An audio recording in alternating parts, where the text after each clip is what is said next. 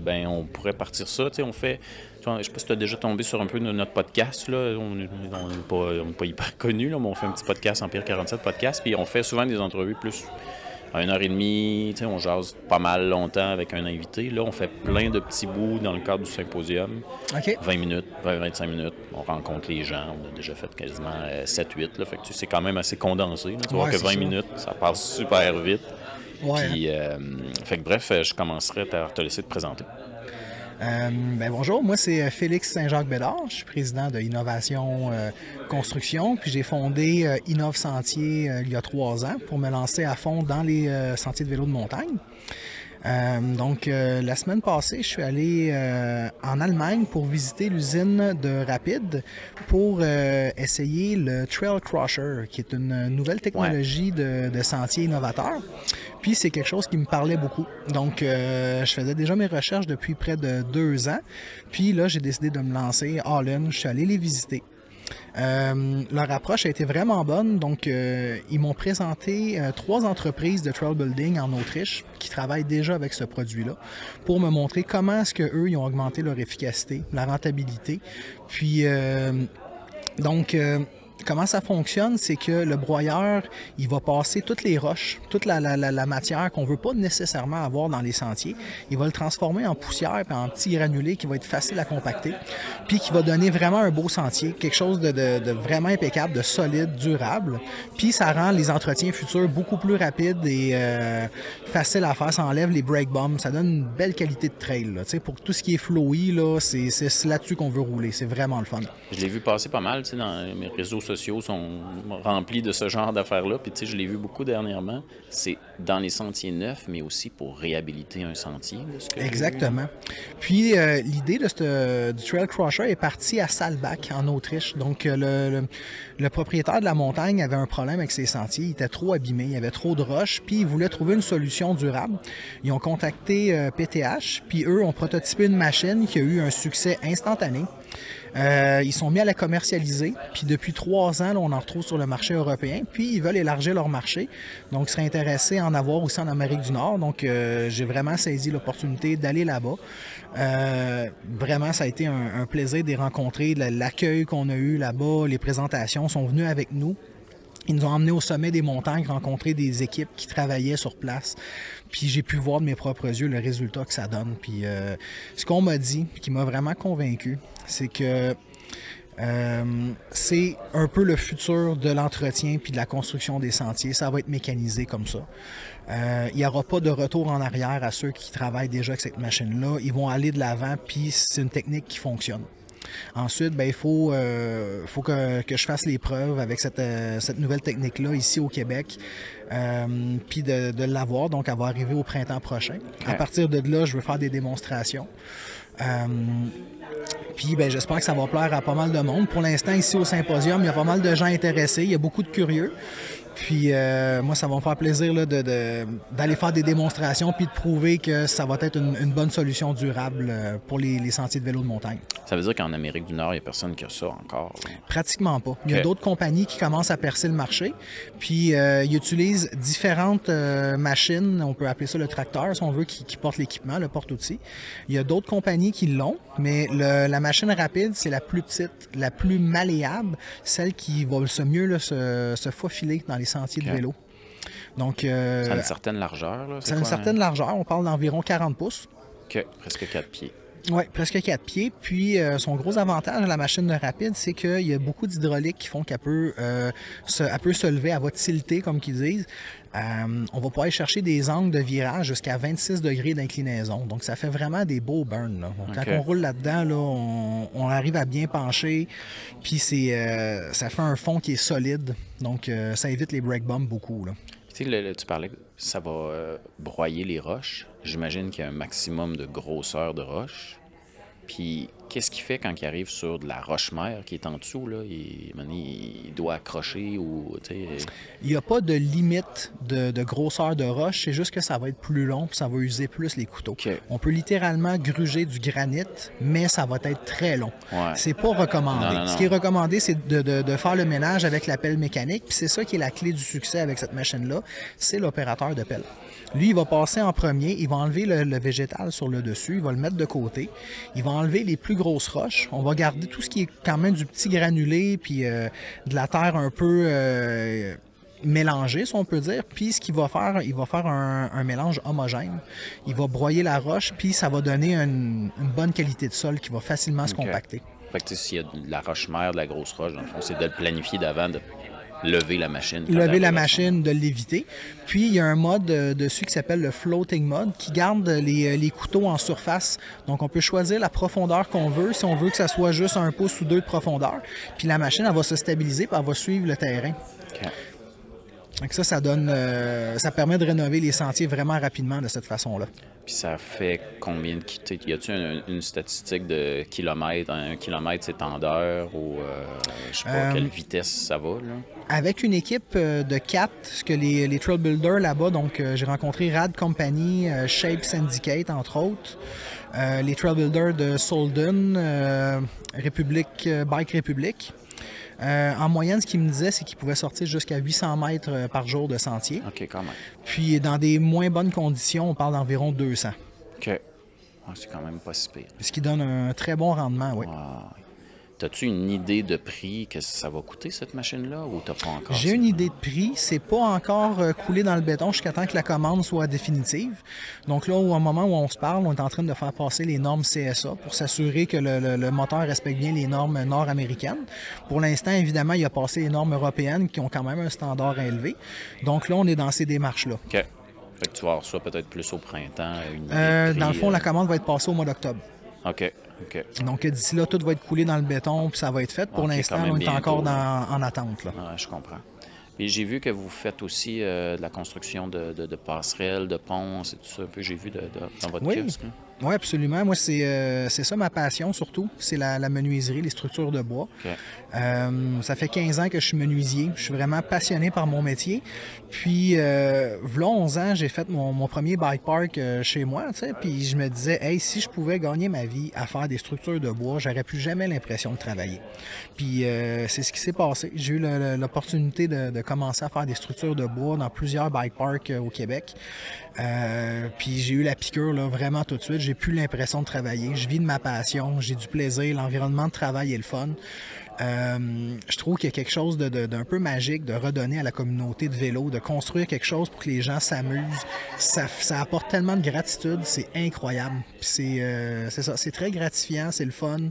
On a des belles conditions de travail, malgré le fait qu'il va mouiller, il va avoir de la boue, ça va être lourd, mais le travail physique, ça fait du bien.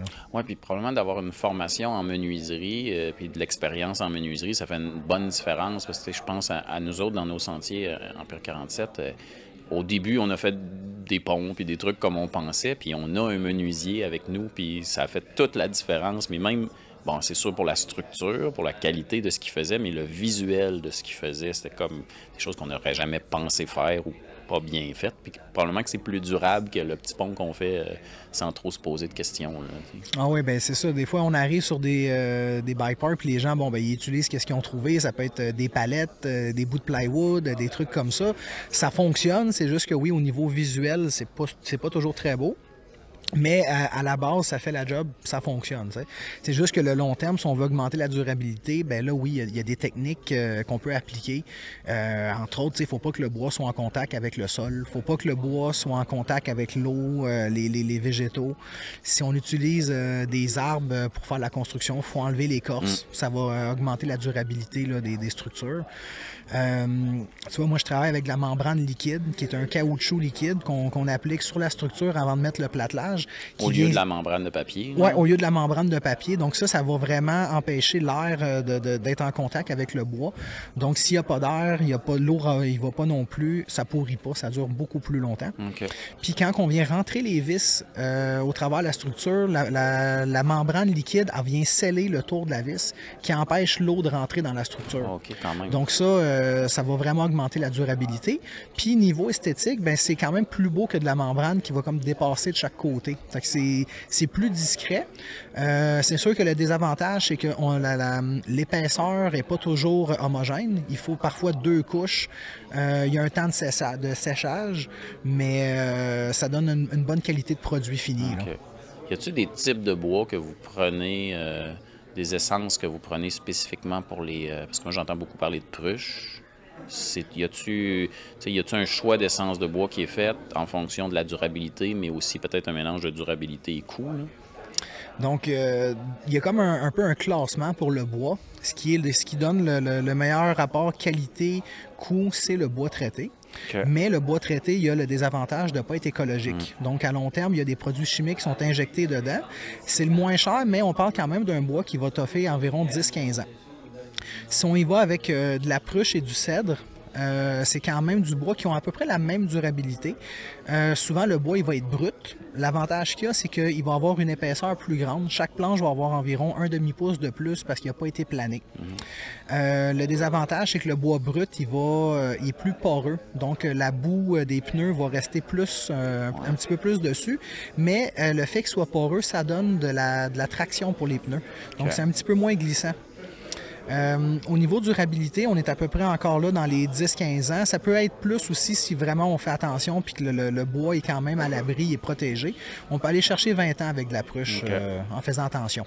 J'ai vu tantôt, vous avez des... Là, c'est vraiment mon côté plus geek, là, mais j'ai vu que vous aviez des vis sur votre stand avec des têtes qui sont pas des têtes carrées. On appelle ça les torques, ouais. C'est des torques, ça, comme en vélo, dans le fond? Comme en vélo, exact. Je te dirais que c'est un peu un standard européen. J'ai voyagé beaucoup pour voir les bike parks, qu'est-ce qui se faisait ailleurs. Puis en Europe, ils travaillent uniquement avec des vis torques. OK. Y a-t-il une raison? Oui, on ne strippe plus les vis. Ah ouais, carrément, ça strippe moins avec ça du strippe torque. vraiment moins. Et puis même, j'ai optimisé le vissage avec une visseuse automatique. Donc, c'est des languettes de plastique avec des vis. Il y a 30 vis par languette. Ouais. Puis, on peut travailler debout. Donc, on empêche un peu de se faire mal au dos. Ça va plus vite pour visser tout ce qui est platelage, les tabliers de pont, là, dans le fond, on les visse avec ça. Puis les vis sont mieux adaptées aussi, sont plus durables. Les filets sont plus gros. Puis, il y a une meilleure résistance en flexion. Plus de filets, donc une meilleure résistance en traction. Donc, on a vraiment optimisé là, les vis en travaillant avec ces produits-là. Ça va beaucoup plus vite travailler avec, puis ils durent plus longtemps. OK. Puis ça jette-tu en quincaillerie normale, ces vis-là? C'est quand même spécialisé. Okay. Je te dirais, là, on va trouver des vis à l'unité, mettons des vis structurelles, on va trouver ça dans la quincaillerie générique, là, normale. Mais des languettes de plastique comme ça, il faut vraiment faire un peu plus de recherche pour en trouver. Mais comme les vis qu'il y avait là avec une tête torque, ça se trouve... C'est commun. C'est commun, mais c'est pas très populaire. Okay. Donc, probablement pas ça chez Canac. Là. Oui, on va en trouver, mais plus structurel. Donc, les vis sont plus grosses. Des plus petites, encore là, ils vont vendre les têtes carrées, les vis brunes. Que de mon expérience de menuisier, quand j'ai rénové des patios qui avaient environ une quinzaine d'années, les vis finissent par rouiller puis se désagréger complètement.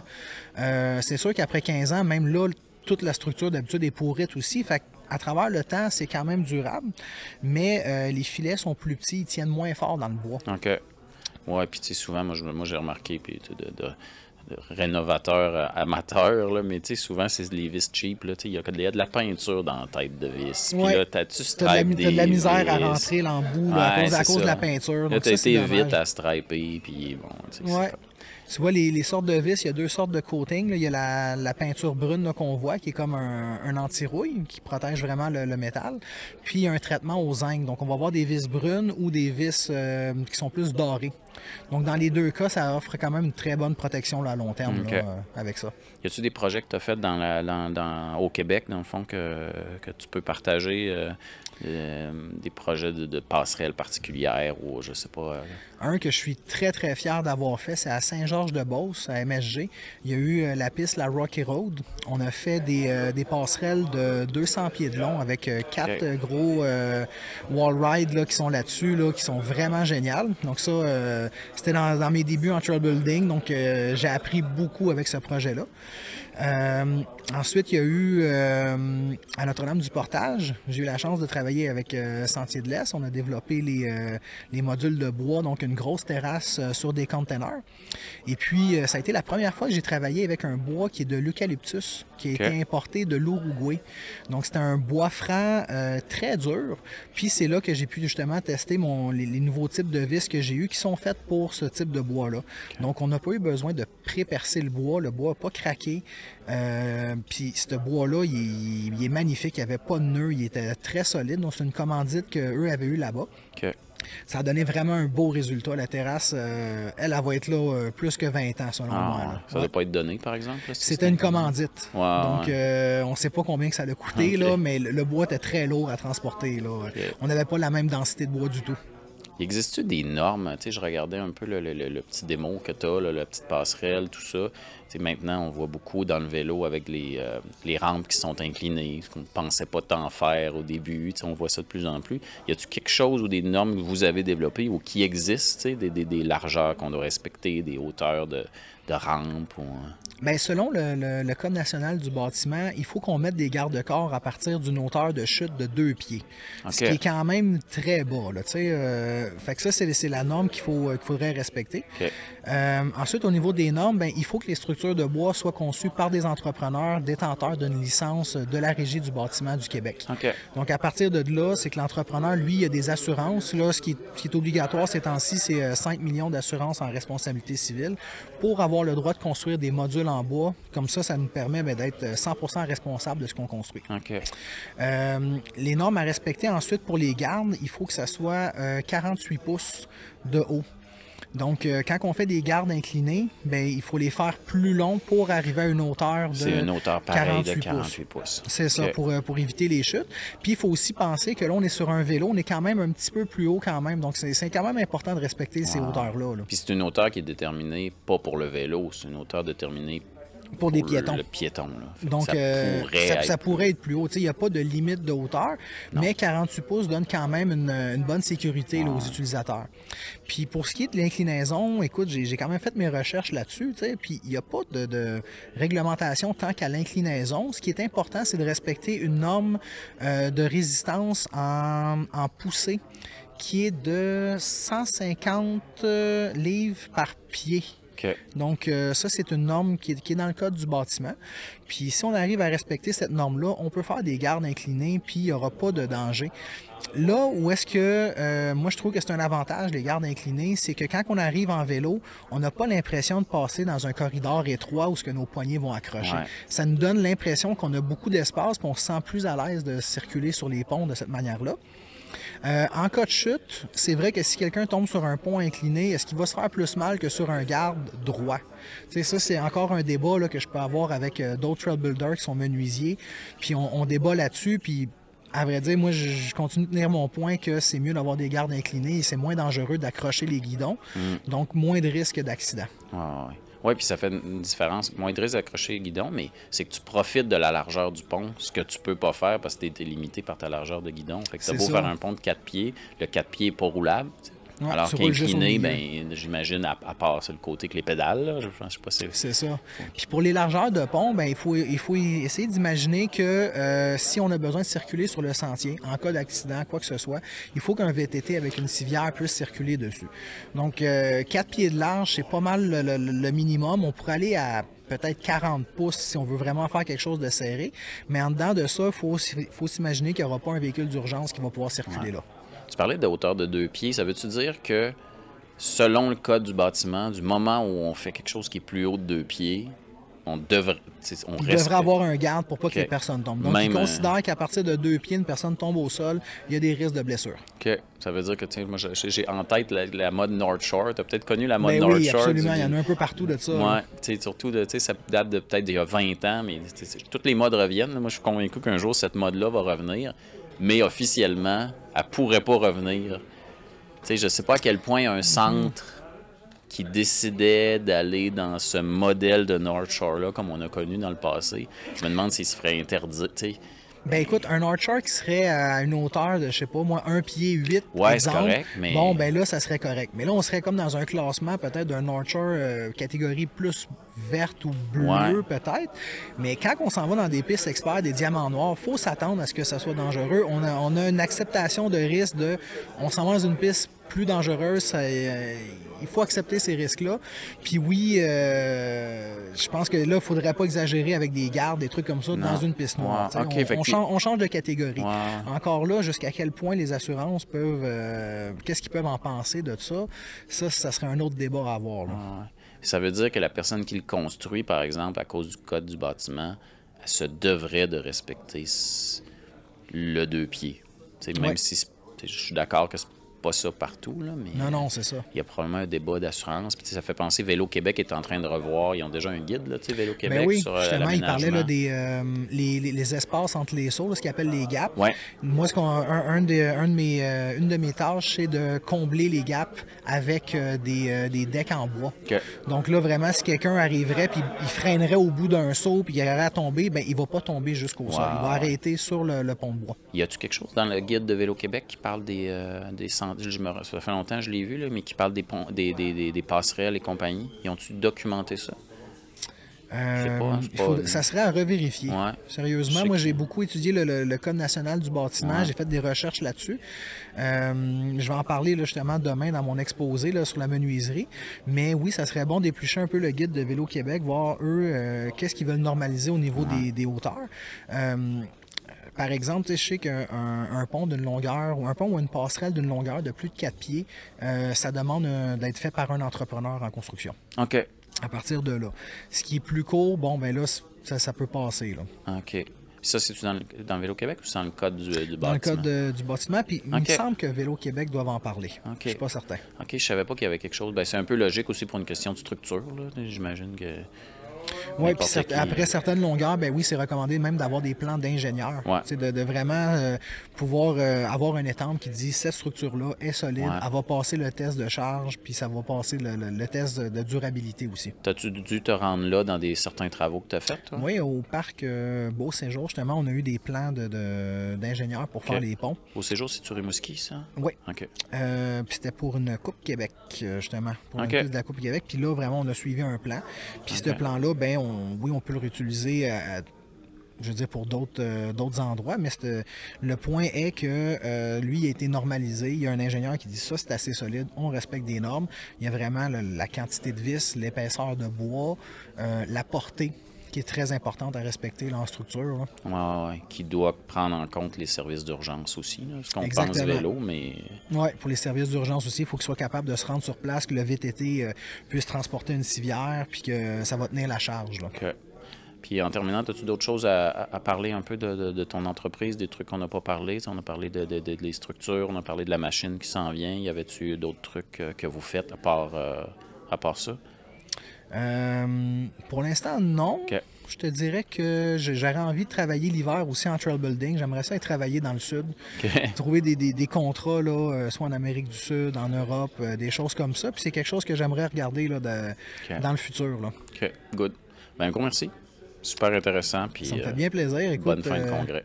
Ça a été un bon échange. Super. Merci.